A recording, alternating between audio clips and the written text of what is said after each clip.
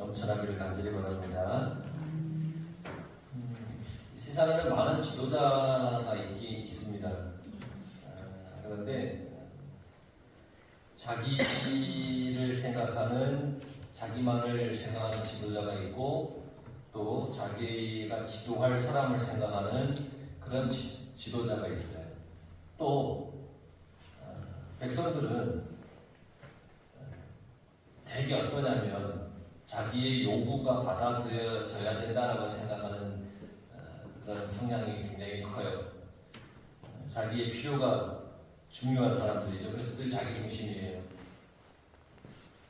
자기 중심이기 때문에 욕심이 많아요. 그러다 보니까 성경의 표현대로 부패할 때가 많아요. 생각이 부패하고, 마음도 부패하고, 행동도 부패하고.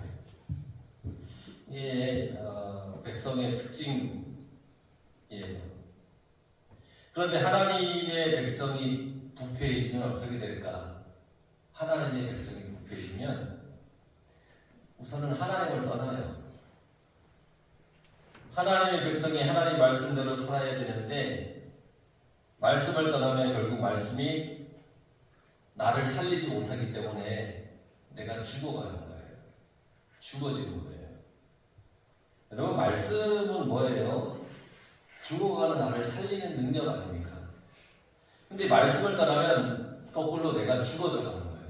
죽어버리는 거예요. 내 영혼이 죽는 거예요. 그래서 말씀에서 멀어지면 멀어질수록 우리는 점점 죽어가는 겁니다.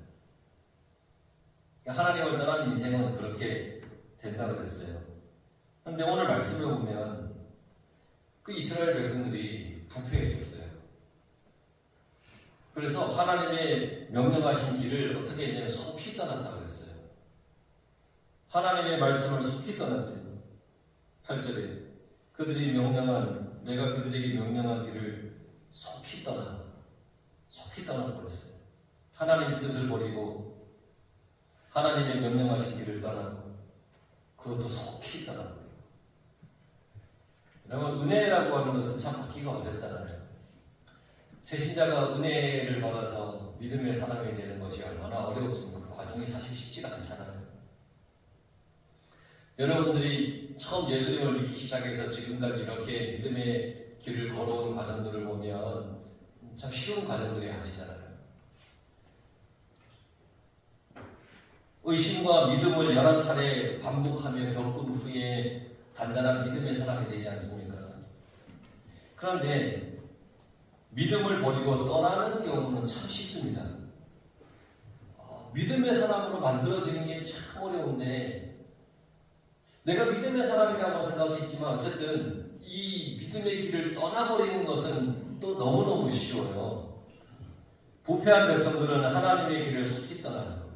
430년 동안 그들이 애굽에서 종살이를 했잖아요.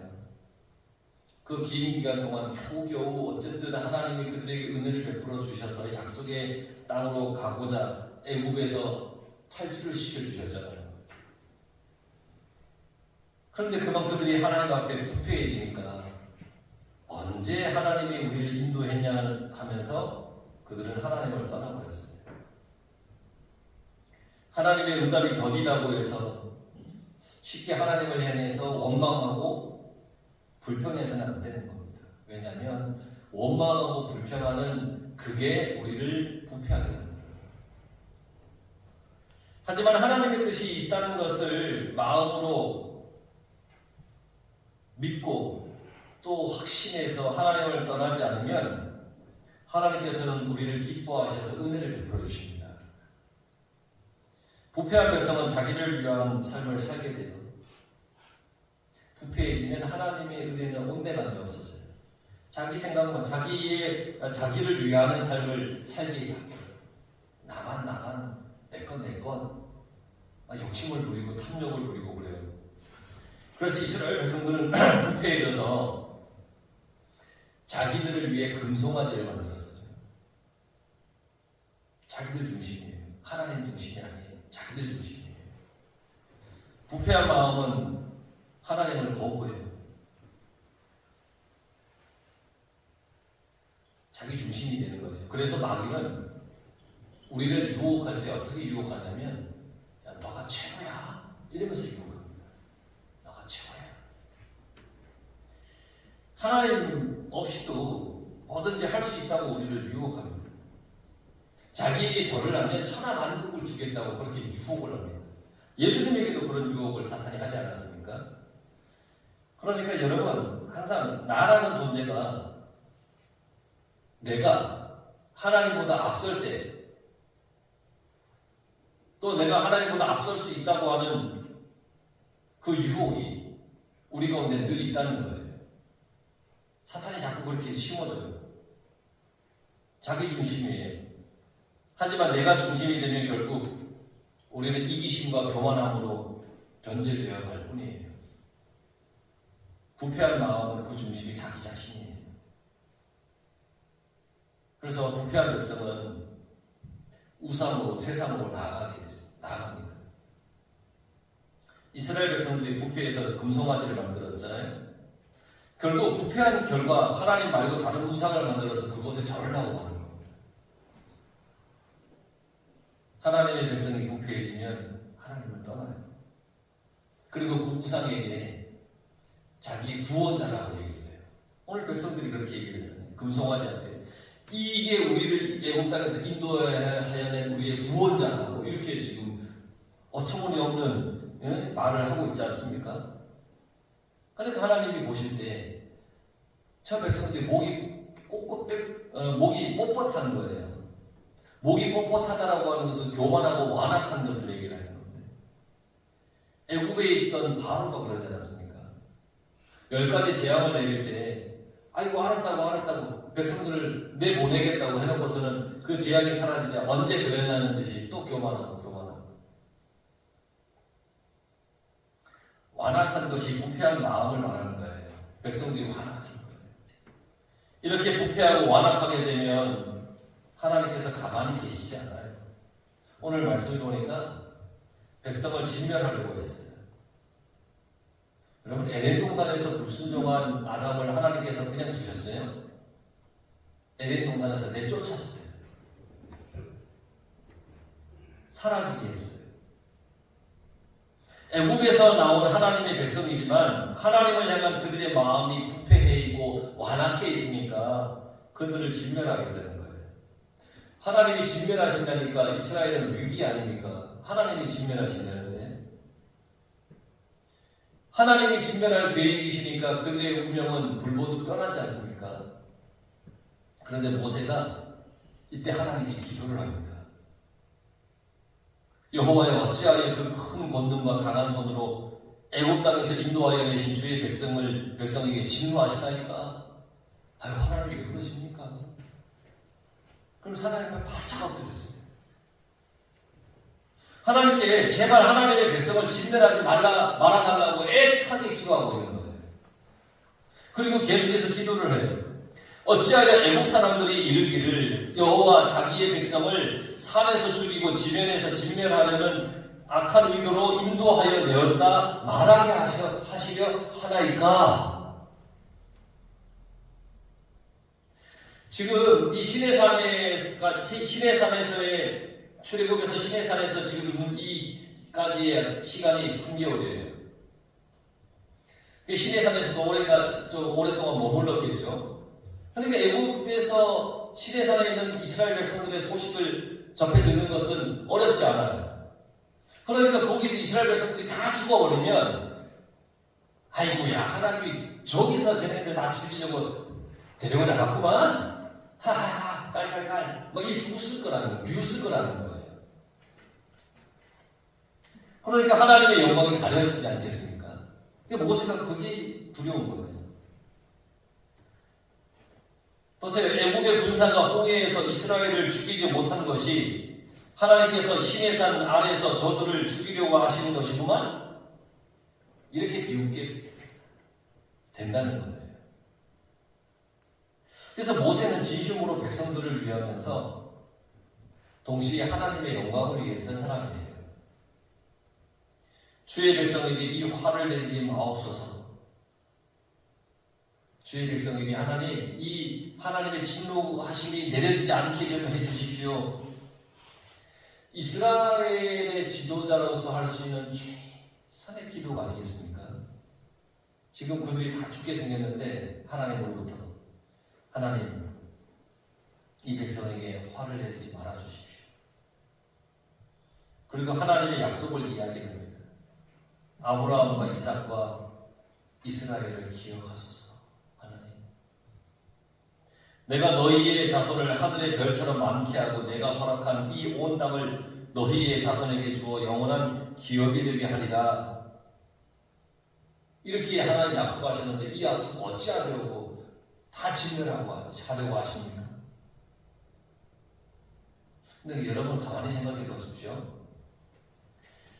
하나님께서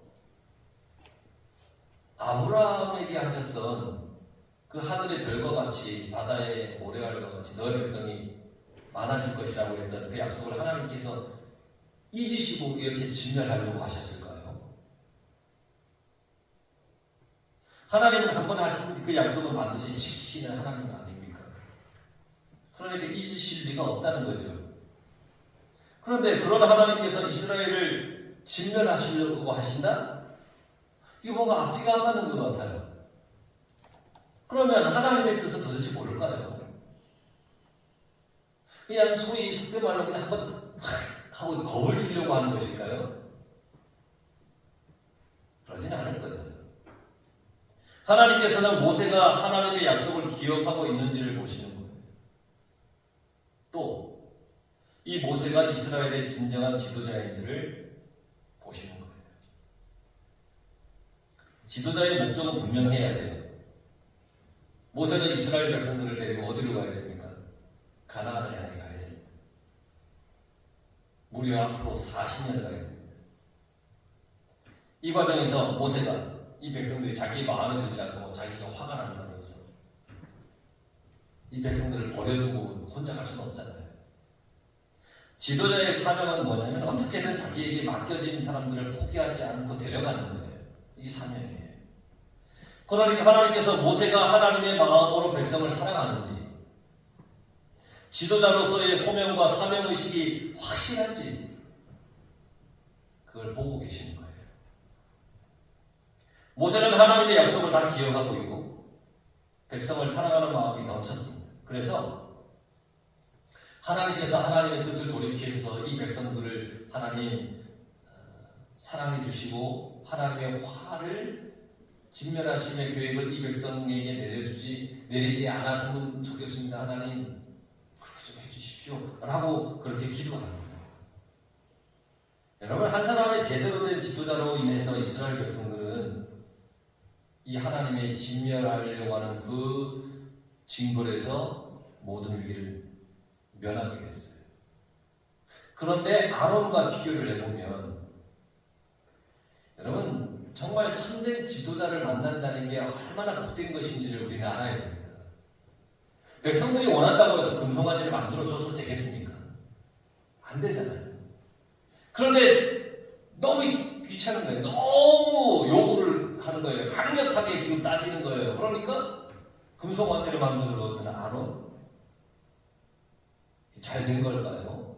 자기는 책임을 회피하고 그냥 이 백성들이 만들어 달라고 해서 만들었습니다 라고 했던 이 핑계거리를 가지고 자기는 모면하려고 했던 아론. 하지만 모세는 그러지 않았어요.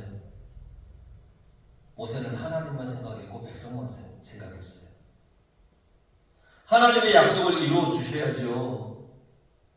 하나님께서 백성을 진멸하시면 저 애국 사람들이 하나님 조롱할 것 아닙니까? 저는 그거 너무 싫습니다. 그러는 거예요. 오직 하나님의 영광만 생각합니다. 그리고 그 영광이 백성에게 임하기를 바라는 모세, 진정한 지도자가 아니겠습니까? 자기의 것만, 자기 유익만, 자기의 편리만 찾는 것이 아니라는 거잖아요. 여러분, 우리에게 영원한 지도자가 있어요. 바로 예수님이세요. 예수님께서는 우리의 생명을 대신해 주신 지도자예요.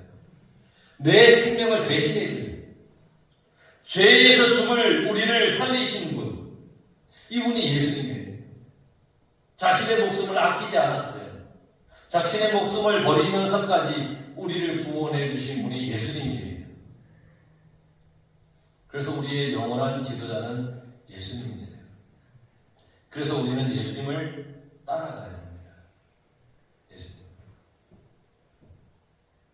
한참 유행했던 광고 카피라이터 중에 하나, 여러분 들으면 다 기억나실 텐데, 어디 산에 가서 뭐라 그러냐면, 이 산이 아닌 게며, 그러면서 다시 다른 데로 가는 그런 광고 카피라이트가 있었어요. 왜냐하면 잘못된 지도자를 만나면 엉뚱한 곳을 가는 거예요. 모두가 고생하는 거예요. 그러나 참된 지도자를 만나면 참된 길을 가게 될 수 있어요. 주님은 우리가 하나님의 자녀로 살아갈 수 있도록 우리를 위해 죽으신 위대한 구원자이십니다. 그 주님을 떠나지 말고 살아갑시다. 주님을 떠나면 어두움과 썩어진 인생이 되지만 주님 안에서 살면 빛과 소금으로 살아갈 수가 있습니다. 부패한 인생이 아니라 오직 주님 안에서 빛과 소금이 되는 그런 인생으로 살아가시기를 간절히 축원합니다. 기도하겠습니다.